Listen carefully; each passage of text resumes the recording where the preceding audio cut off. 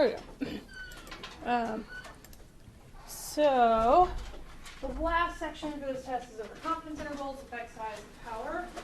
So we've been doing how do I tell something is significant? And I said, but it doesn't tell you if it's important. So this is the important section. Statistically significant does not always mean practically important, and often those two are very different things, where things might be significant and not important, and sometimes they're not significant, but they are important. So a famous example is seat belts. So when they were trying to convince people to put seat belts in the car and make it a law where you had to have them, the data on that is very small. Right? So when they were first starting to do them, they had some cases where people didn't have a seat belt and had an accident, and the outcome did have a seat belt and the accident and outcome, but seat belts weren't widely accepted. So they don't really have enough power, which is what we're going to talk about probably Wednesday, to show that there's a difference between the two. But practically it was so important that it didn't matter. So the effect size is rather large. You're much less likely to be thrown from the car and get killed if you have on a seatbelt, which is why it's a law, a federal law actually. The other one is aspirin. The aspirin study is probably the most famous. You've seen 1,000 times the Bayer commercials about taking aspirin if you're going to have a heart attack. Those studies had very big effect sizes. They were practically very important, but statistically sometimes they weren't significant. So we have to talk about both because it gives us a better picture of what happened in our studies.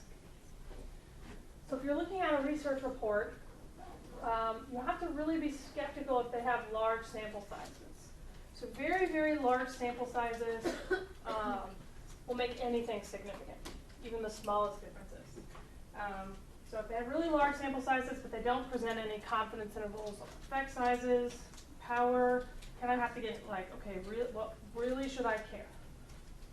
Now, there are lots of studies with really large samples that also present this and show it's not just the sample here.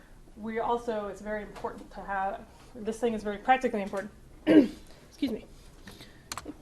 So, kind of an aside here. I was joking being bad at math and bad at simple math. But I really, really hate, especially because it's a room full of women, more guys than I normally have. Last year I had 0. So I really hate when people tell me that women aren't good at math. Like, they ask me, what do you do? Oh, I teach statistics. Oh, I hated that class. Oh, thanks. I still teach it. Thanks. Girls aren't good at math anyway. And I'm like, what? So, yeah, I wasn't good at math, but I used to be. So there's this presentation that I found on the internets. Hey, it doesn't have any sound, so I will narrate it. Okay, yeah, that's nice. Thank you. Wow. So this is specifically about computer science, but this is really important to me because I have a big thing about women in STEM. And so there's lots of need for women in the science, technology, engineering, and math. We're in the math part. Because the social sciences were like, oh, we've got that covered. Until you break it down, yes, clinical psychology is almost predominantly women now. We've switched. There's more women than men, just by a little bit. But if you go into the experimental sciences, especially quantitative psych, which is what I do, still we're the smaller number. So when people talk about STEM, I'm like, don't forget the social sciences. We're science too. But I thought this presentation was really good at showing the problem. Okay? So this is the person who created it. Okay. So female, yeah. So computer science. Is anybody taking computer science? I don't have any computer science people, I don't think. Yeah, no, mostly men, even on campus. Okay. So there aren't a whole bunch of women in computer science or the mathematics. Because people tend to say, well, maybe it's because women are just bad at it. Girls are good at language, guys are good at science and space, right? Everybody's heard this? Right. So is there a biological difference? Okay. So it turns out people are just bad at math, which is quite clear. Okay. So in theory, biological differences, if they were true, that's why I like this, it's funny too, is it should be like this, right? That men should be just much better at math than women. Okay. But if we draw that in the more traditional way that we've been talking about it, we can talk about normal curves. Okay. So if math ability is truly normally distributed, probably is, most people should be like average math. And there are only a couple of geniuses. This is like John Nash style. So, does this curve, however, look different for men and women? Okay. So this also applies to IQ. When you talk about IQ and ethnicity and race. Okay. So are men just naturally better at math, and their curves will be different, like this. Okay. Which is what we've been learning how to do with our z-test stuff. Okay. This would actually be independent t, but we're not there yet, so just go with me here. If that were true, and only the highest people could get jobs, then that would explain, so it must be this tall to code is what it says, yes, as well. It would explain why there's a smaller number of women.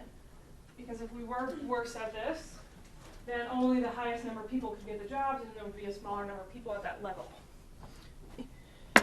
However, that's not true at all. Okay. So I just think it's funny because it says moose. So math ability to learn code.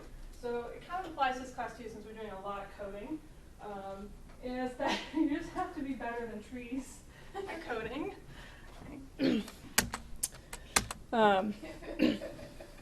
So really, the level you need to code is still in the same place, but the question is, are men and women different? And in reality, they're not. So if we took an average of abilities, even if we did decide they were different, we still should have more women up here. But then she has, very nicely, a graph that shows the actual differences. Okay, there aren't any. And then the one from the real research paper. Okay. So this is 1990. It's older than most of you. Right? And men and women don't show differences on innate math ability. Okay. And look, it's a nice, pretty z-score, normal distributions. So really the explanation of that women are not in the science field because we're just not as good at it is crap. Okay. So biological differences don't really account for these gender disparities, right? It isn't significant. Even if it was significant, the difference here would be really small. So even if you told me there was a significant difference, I would look at that graph and be like, right, that's not practically important at all. So there's clearly something else at play. More than likely it's social forces, right? So you're told from like day one you're supposed to be good at language, and girls don't like math, girls aren't engineers, and so there's a lot of that commentary going on right now in social media, but just proof, I guess, if you will, that there really aren't biological differences. So we should all be good at this, right? Or at least average. And to me, that really captures the effect of, like, even if it's significant, like, that difference is so small I shouldn't care, and it doesn't really explain the differences. So what we're getting into is how do I come up with those practically useful numbers? So how do I add something to significance? Still need to do the significance test to be able to tell, is this important, is it not important? So we're going to do two things today, and then we're going to do power on Wednesday. Today is confidence intervals, and you want them to be small. I'll get into why in a second. And effect sizes, you want them to be big. Okay. So big effect sizes are better. So with confidence intervals, what we've been doing is creating a point estimate. So this is our sample. This is not Z. Here's my mean. And so I have some mean score, and we'll do an example here in a minute. And that is a point estimate. Which means we've taken this entire distribution and boiled it down to one score, which is really useful for describing the distribution, but that doesn't really give me enough information. We've talked about this already. That's why we added standard deviation to the mix. So I said, why would you do both? Well, one of them tells you the average score, the like kind of gist of what happened. The other one tells you about the spread. So confidence intervals are about the spread. So when you see point estimate in the quiz or the homework, they're talking about the mean. The sample mean. So it's a summary statistic. It's using not the population mean. So we're going to take that one number and add something to it, an interval estimate. So this is based on samples. And the idea behind confidence intervals is kind of the same idea behind p-values. So we talked about p-values being the probability of the null being true. Right? If we had found these numbers and did it over and over and over again, right? So that objective understanding or long-range version of p-values. Confidence intervals are the same way. It's a range around the sample that we would expect to get if we repeatedly sampled from that same population. And it should, do I have it on here? No. Okay. It should contain the true population mean. So it's kind of a range around our mean, like if I did this over and over again, here's what I would expect to get, and here's what I expect the population mean includes somewhere. So when you say like the interval estimate, is that going to be like if you repeated it say 100 times, is that's the interval that the different means of each group, each tested population would fall into? Which so you could say it's like just an interval range of the point estimate. Yes, exactly. Okay. So I have an argument over what confidence intervals really mean, and I think about them as like, here's the score I got, but if I did this again, I probably wouldn't get that same score because people are weird and like, you know, somebody's scores might change, or I get a slightly different sample. So if I did it again, here's kind of the range that I might expect to see. It also tells you a lot about the sample that you've got. Let me explain. So what we're going to do is create an upper limit and a lower limit.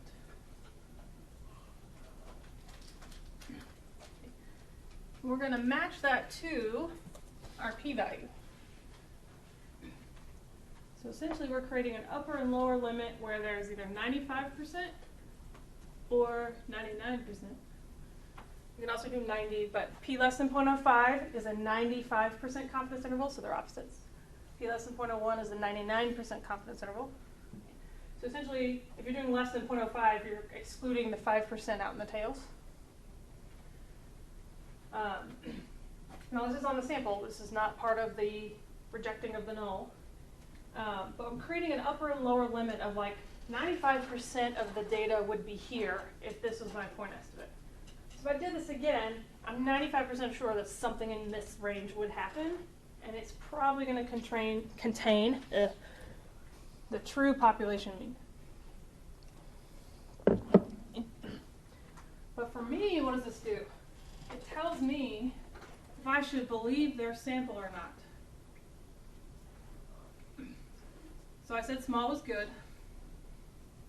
Oh, that's a lower limit. If I have a really wide confidence interval, that means you have no confidence in your mean. So if a confidence interval is 100 points on each side, that means you really have no idea what the true mean is. Like, that's a huge range of things, wow. But if your confidence interval is small, that means you're pretty sure it's this.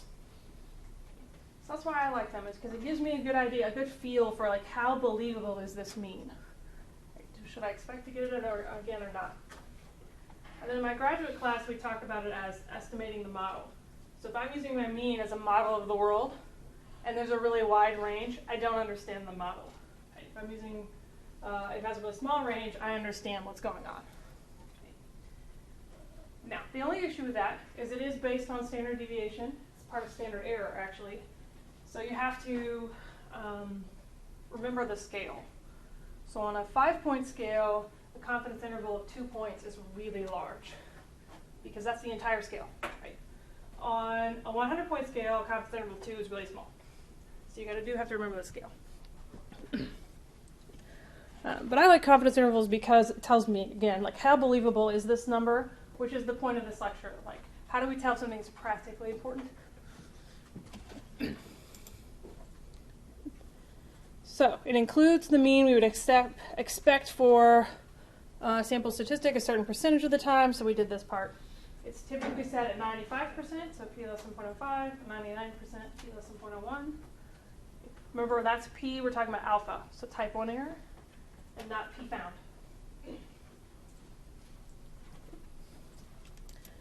and it is a range around the mean, we would add and subtract a margin of error.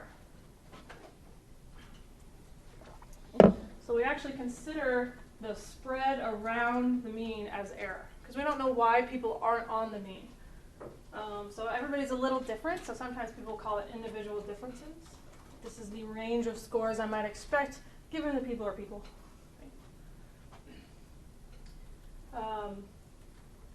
So I don't know if it confirms the finding of hypothesis testing, like that's from the book, but it definitely will help you see if what you found is believable or not. So I like to add some more detail part.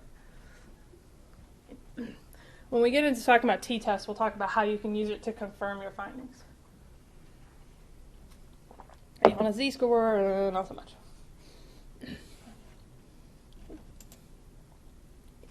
So can it be a solution to the null hypothesis problem? So when we did first introduce null hypothesis testing, I said there's a lot of issues with it.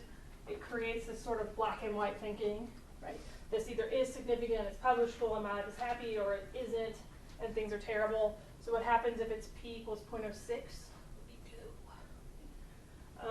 So one thing we're still trying to sort out is like, how do we deal with this problem? And some people argue just calculate missing confidence intervals and ignore everything else. And here's why.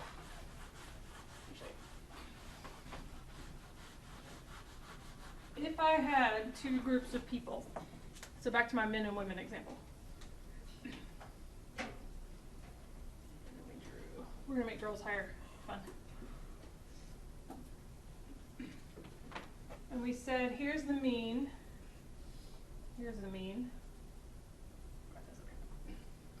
And then the confidence interval, do I have a little marker? Yay. For men is like this. And then for women is like this.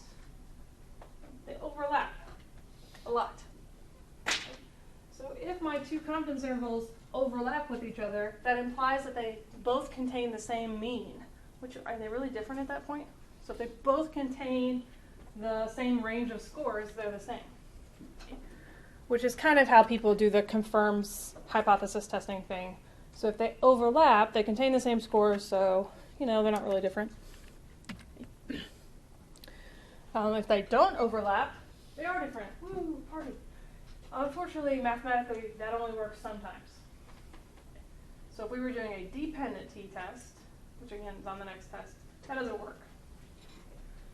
So it's a somewhat of a solution, but it's not the best solution, so people are being wishy-washy about it. There is a journal that has switched to excluding p-values totally.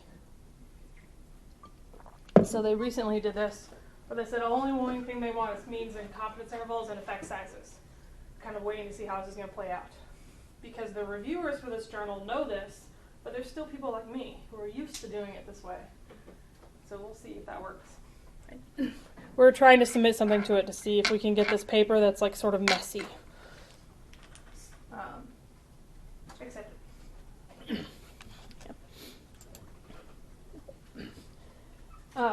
So how do I do this? Down to the actual math part.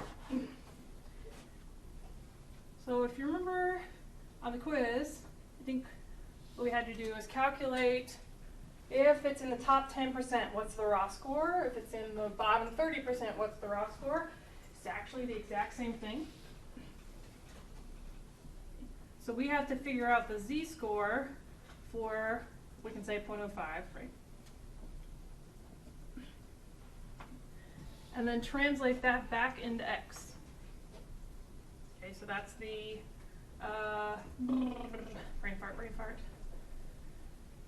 Mean plus z times, it's going to be standard error this time.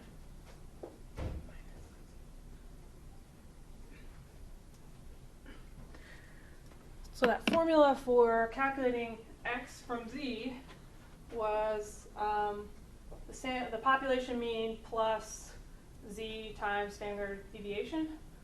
But now we're dealing with samples, so we have to have standard error. So we're going to use that to work backwards. So this is something you've actually done already. That's what I'm trying to say. So got to figure out what z is. You can use p-norm, or you can remember that 1.96 is 95. And then we're going to translate that back into the raw score. And this is what I meant by drawing.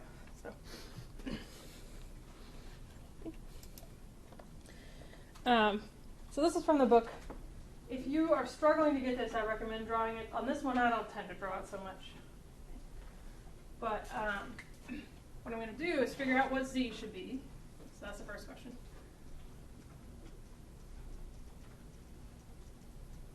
I got to pick a side, 0.01 or 0.05, and it'll say. So that'll lead me into what's z, and then you just fill in the formula. So I've got the mean plus z times standard error, and the mean minus z times standard error. The last step is to make sure it makes sense, and I can't emphasize this enough. The mean should be in the middle. So if you have a mean of 2, or let me go bigger. If you have a mean of 10 and your confidence interval is 20 to 30, something's wrong. Okay, so the mean should be in the middle of the confidence interval. It's plus and minus a amount around the middle, but the squirrels are like taking a nap. And it should be symmetric because this is z. That's what I'm trying to say.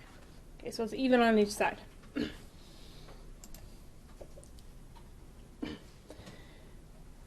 So I put the mean first, because like the weird negative z at the beginning throws people. But why would we need 2 of them?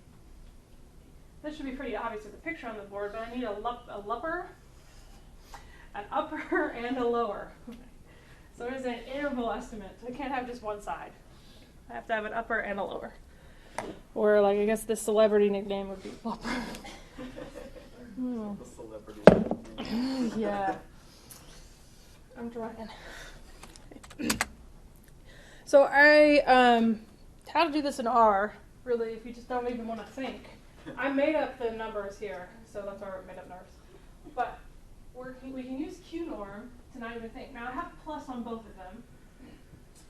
And the reason I have plus on both of them is if I do lower tail is true, it's going to give me a negative number. So if I do minus minus, you're going to get the wrong numbers. If I do lower tail is false, so it's going to be a positive number. So what I've essentially done is taken this positive and negative and made it the lower tail true, lower tail false. If that is confusing to you and you want to do these two, just make both of them true or both of them false. But I can use Q norm. So there's not really any like new R stuff today. It's just a different application. So be sure you're using Q norm and not P. And we're going to try this in just a second with an example. Okay, JK, we're going to try it now with this example. Let me try just working it by hand. And then we'll see if we get the same answer in R. All right, so Starbucks. Because everybody loves their Starbucks, myself included. So I hate to see how many calories are in their drinks because it's like eating 3 Snickers bars. But, so we're looking at the calories consumed by places where the Starbucks posts the calorie count versus the ones where they don't post the calorie counts. This is right when that whole thing became really popular to do. And then I told you guys the reverse tends to happen. At fast food places, people eat more calories if they have them posted. So if our population mean, oops, that looks like an M. Try again. Mu is 247.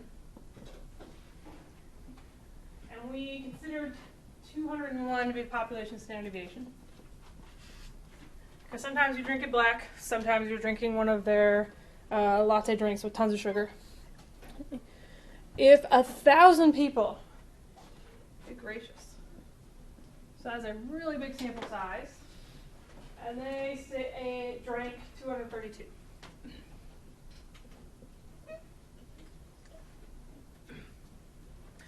So we've got a ton of people in the study. 1,000 is a lot. What is the confidence interval? Well, my sample, remember this is all about the sample. So this thing doesn't even matter. It's 232 here at the mean. I want to figure out the spread here. So for my lower limit, oh, did I say p less than 0.05? 1 or anything? No. Let's go 0.05. That makes z plus n minus 1.96. So my lower limit would be 232 minus 1.96 times standard error. Crap, I don't have that.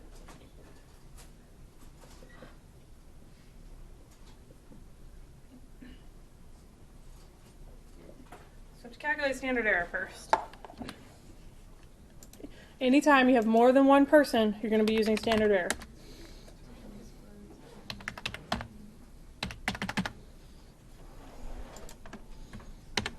$6.36.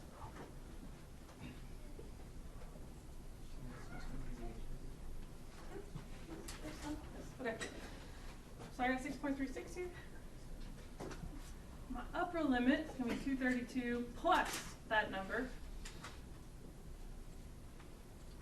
And I would multiply those out. So I got 6.36 times 1.96. So I got 1247 plus or minus. So this number here is 1247. So 32 plus 1247. So our upper limit should be 244.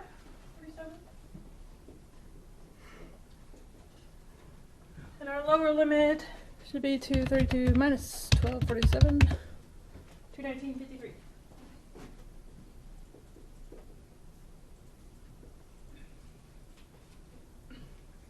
That is a really tiny confidence interval. The original standard deviation was 200, and this is 12 points in either side. So we've like squished that up a lot. If we changed n here to 10, obviously we'd have a much wider confidence interval. So anytime the n is large, the confidence interval gets smaller. Because remember, the larger the sample size, the more skinny the distribution gets. That's the central limit theorem. It applies here as well. So more people equals more confidence, because we've tested more people. Right? So we've got a smaller confidence interval because I've tested all these people, so I'm more confident in my answer. And then outliers matter less. Now, how does this apply? Yeah? Where did you get the 12.47? Oh, I multiplied 1.96 times. Okay, that's what I was trying to make sure that's what you did. Yes. Mainly, I make the computer do this math, but I wanted to do it by hand once to show like what it's doing. Where was that? How does that apply to hypothesis testing? So back to this 247 number that I scratched out. Is the population mean 247 in that range, 219 to 244? This should be an easy question. No. Okay. So it's probably different from the population, because 95% of the data is between 219 to 244, and our population means 247. So that would mean that it's probably significantly different. Actually, it is, but that's how they say that you can use this as hypothesis testing, because the population mean is not within the credible range of the data. Okay. So, what did I get? What? 12.47. I multiplied 1.96 times 16.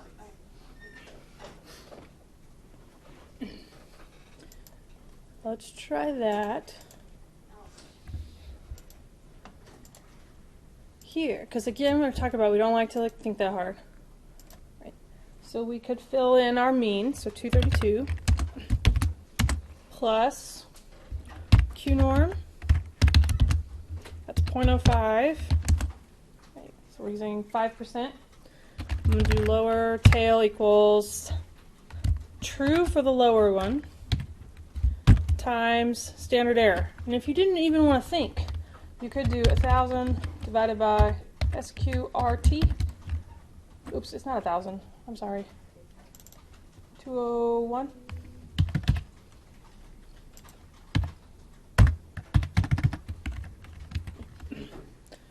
So that number on the end is standard error. Or if you're more comfortable going, okay, it should be standard error, let me calculate that real quick. However you want. Let's see if we can get the same number. Got 221. Ooh, we didn't.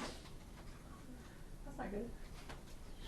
Probably due to rounding, right? So let's see if this is the right. So you got 6.35, right? And this should be negative 1.96. Oh, 1.64. Oh, derp. This is two-tailed test. Divided by 2. Sorry. Now we should get 219. There we go. I was like, oh, math. This isn't good. So quick, let's fix those right here. Since this is two-sided, where did I have it in the notes? Here. It's not 0.05. It's 0.05 divided by 2. Why 2? Well, we got to split it in half. I'm sorry. I will upload these so they're correct.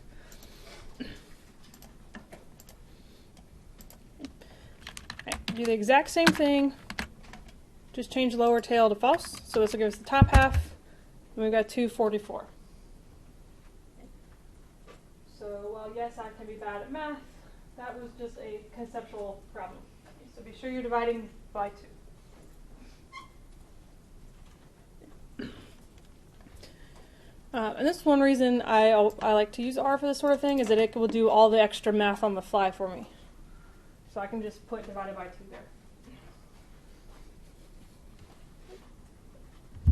there. Okay. So that is confidence intervals. So kind of to wrap that up. Which is more accurate, representing the data, point estimate or an interval estimate? I'm going to argue for an interval estimate. Because a point estimate, if I told you the mean on the first test was an 82, you're like, okay. Did that mean that a lot of people made an A, or only a couple people made an A? Did everybody make a B? But if I told you the range was a 72 to 92, you're like, crap, that means a lot of people made C's. If I told you, what did I say was 82? 81 to 83, that means everybody made a B. Right. So interval estimates to me give me a lot more information. So the advantage of the mean is that it's one number. One and done, so to speak. The advantage of the confidence interval is it tells me a lot more about the distribution, but it's extra math. So the disadvantage of confidence intervals is their interpretation. Sometimes people aren't very good at understanding what they mean. All right, I totally have time for effect size. We're going to make it happen. So effect size, we'll use this same example at first. Is how big is the difference? So I'm going to draw, what did we say this was? 245, effectively 219, rounding.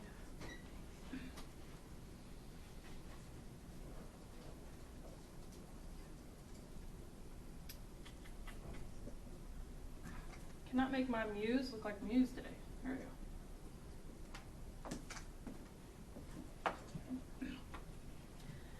So with effect sizes, what we're doing is adding a how much should I care. The way I think about effect sizes is like, tell me how much to care. The confidence interval tells me how much I should believe it. Now tell me how much I should care. So half of null hypothesis testing is just selling the story.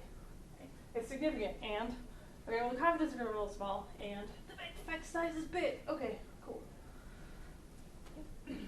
So when people talk about statistical significance, people think, oh, it means it's really important. All it really means is that something is different. The two means are different in some way, higher or lower. It doesn't tell me about importance. Because of this problem, and this we're going to cover a lot on Wednesday. So as sample size increases, you're more likely to find a significant difference, even if it's not there. Hopefully, you're rejecting the null when you should. And that's power. But there's also this problem of, with lots and lots of people, you can reject even if you shouldn't. And that's type 1 error. So I tried to make this into like a table, because I love tables. If I fail to reject the null, and because there's a question on either the quiz or the homework that like, this will help you with. So if I fail to reject the null, I haven't rejected it, and I have a small effect size, that probably means that there's nothing there. There's not a big difference between the means. You're not going to find a difference between the means. If I fail to reject the null, but I get a really big effect size, it's sort of unusual. Like, how'd you miss this? The effect is big, why couldn't you find it with your magnifying glass? Right? So we failed to reject. That means it's probably important and there's not enough people in the study. It's the other thing that you have the most control over. So maybe you should run more people. This happens a lot. I work with a lot of athletic training students because they're required to take my upper level class. And they have small samples because they're dealing with a sports team or injuries. And they can't just like make more injuries happen. Like that's their job is to not do that. So anytime we do studies with them, I'm like, screw hypothesis testing. Let's just talk about effect size. Did this really help the athletes or not? And then that's just their problem. They get these big effect sizes, but it is not significant. I'm like, who cares? That just means that you need more people, which you can't find. So just tell people this is important and they should do it. If we reject the null, we say it's significant, but we have a small effect size, it might be an issue of sample size. So our sample is so large, we've been able to reject, but it might be type 1. So this is probably the area that I'm most suspicious of people's research. If they have thousands of people and they're telling me something's important, but the effect size is really small. That's like that religion study I mentioned to you guys. If I reject the null and I get a big effect size, it's like, woo! That's power. It makes me laugh. It's called power. But I think of it as a magnifying glass. If there's a big effect size, it's much easier to find and reject the null than if it's small. Yeah? Question. If you have a big sample, can you take like subsets and run the same test to try to see if it's actually not due to the sample size? Yes. You could also bootstrap. That's what that's often called. Well, I'll take lots of mini samples from your sample. The lottery is a giant bootstrap. It's tested over and over and over again. That's what some people do to show that it's not an issue with the fact that they have thousands of people. So we had this study where we had 15,000 people. It's the only time I've ever had something that large because they were testing. My friend got a grant to test all of the school children in Mississippi in this like area, rural area. This is how we had so many people. And we did something similar to that to show like this isn't because N is 15,000. This is because we have a problem in rural Mississippi with they were doing depression, anxiety, and stress. So, yes, that's a perfect solution. Yeah. What a good example of like going ahead and rejecting the null, even though you have a small sample size, would be like when the IRB and the CDC expedite like approval for issues of like a huge epidemic or pandemic because they're like, well, there isn't a huge, like you haven't done a ton of samples, like you've only tested like maybe 10 people, but in all, like in 9 out of the 10, the cure worked and the issue is pressing enough. That would be where you'd have a large effect though, and you fail to reject. It's still important. So you're talking about here? I guess the thing is like, let's say like when they like go 9 ahead. out of 10 people, you're in this big effect size category. Okay. So sometimes what will happen, now the FDA, anytime we're talking about drugs, they have very, very stringent rules. Yeah. And lots of trials and their effect sizes and stuff is really particular. But if we're running, I don't know the best way to answer your question. Yeah. Social sciences are particularly bad at this idea of having tons of people just to have something publishable. Mm-hmm. Because sometimes our effects are small. I'm not saying small effect sizes aren't important. So like some of these studies, a small effect size might still help thousands of people. So you have to kind of judge. So I'm talking about when they're like really small. And we'll talk about what is small here in a second. So it would be better if we had really big effect sizes. That kind of answer your question? Yes. I feel like I'm like skating around it.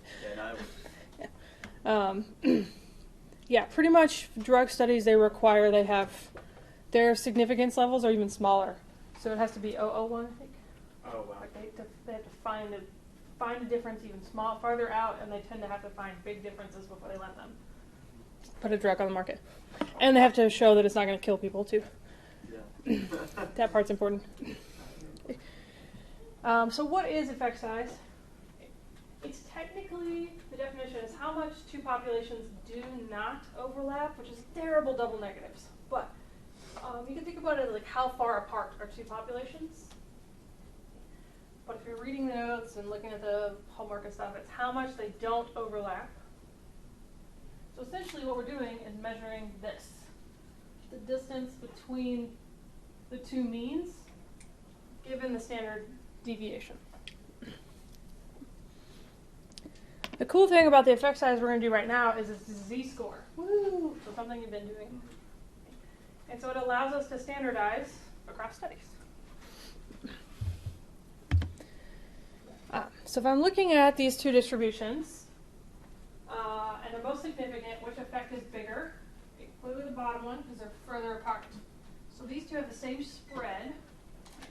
The graphs are the same standard deviation, but the means are just further apart. So the bottom one's bigger because they're farther apart. They overlap less. However,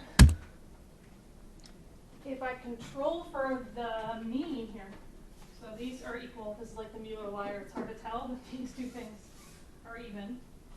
Which one would be a bigger effect size? Still the bottom one.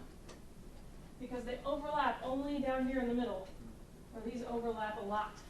So this area here. So not only does the distance between means matter, it matters how spread the distribution is. So standard deviation, like if I could put this just as like strong as I want, it's such a bitch. Because it affects your hypothesis test, right? Standard error is the denominator. If you have a large standard deviation, like you're kind of screwed. It affects effect size, it's also the denominator. It's part of confidence intervals, like it's very pervasive. So we use standard deviation a lot to help us really understand the spread around the point estimate.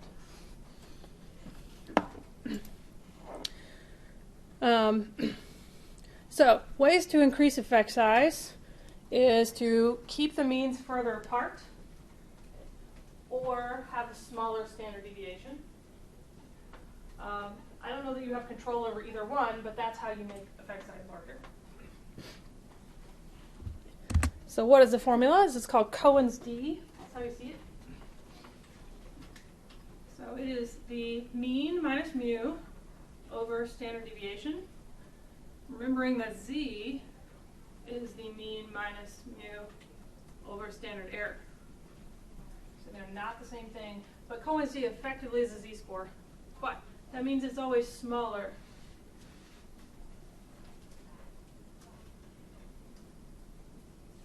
It's always smaller than z. So if you get unless they're both 0, then moot point. But if you get a Cohen's d that is larger than z, you've done something wrong. If you kind of ignore the negatives. So what it does is it takes the differences between means and uses the standard deviation as a denominator instead of standard error.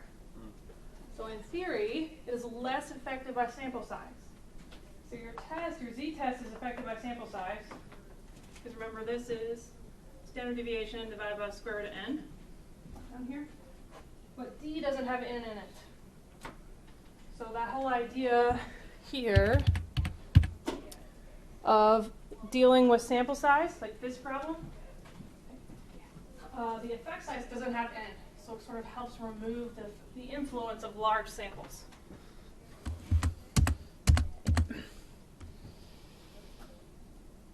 Deep breath. Really? Anyway. It's Monday and I've had very little coffee and you're talking outside my classroom. All right, where was I at? We talked about this. Yes. So back to our example. This is where we're almost done.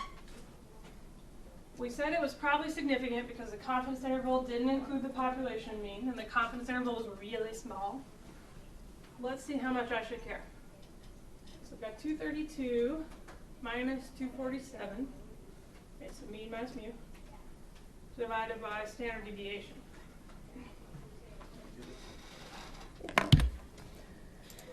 So 232 minus 247 divided by 201. It's 0.07. It is negative. The negative does not imply less. It's just because of the order you subtracted the means. So the negatives, you can kind of ignore them. Okay. because a negative effect size and a positive effect size mean the same thing. It's just which order the means got subtracted. Oops, wrong thing. So how can I interpret that? Here's some examples. I would memorize these. We're going to do them on the next test too. It's 2, 5, and 8. I've done this so many times I can do it in my sleep. 2, 5, and 8. So 0.2 is a small. So everything from 0.19 to negative 0.2 is effectively nothing. So from that range of negative 2 to negative 2 is kind of like, shouldn't care. So we're like really beyond small. Yes, this is significant, but it's kind of small. And look at the sample size. 0.5 is medium, 0.8 is a large. Now I will warn you that on the quiz homework stuff, they do tend to round up. So if you have 0.45, they're calling it medium. I think I fixed most of them, but just in case. Okay. Oh, we're not doing power yet. So remember, 2, 5, and 8 is how I'd interpret that. And this particular example, which I did on purpose, falls into this box. So I would have rejected the null, but that effect size makes me believe that I really shouldn't care that much. So the posting the calorie thing does not decrease the consumption of calories. All right.